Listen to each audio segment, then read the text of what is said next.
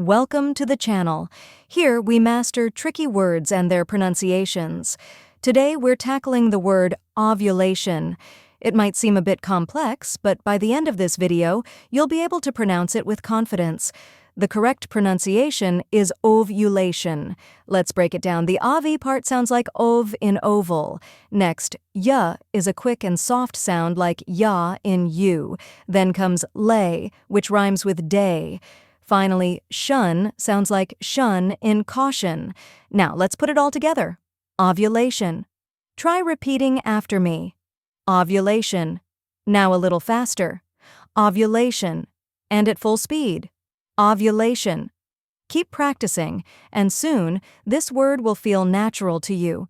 Now that you've mastered the pronunciation, let's go over the meaning. Ovulation refers to the process in which an ovary releases an egg, making it available for fertilization. This occurs as part of the menstrual cycle in female reproductive systems. And that's it. Now, you know how to pronounce ovulation and what it means. If you found this helpful, give this video a like and share it with others. Comment below with any tricky words you'd like me to cover next, and don't forget to subscribe for more pronunciation guides. See you in the next video.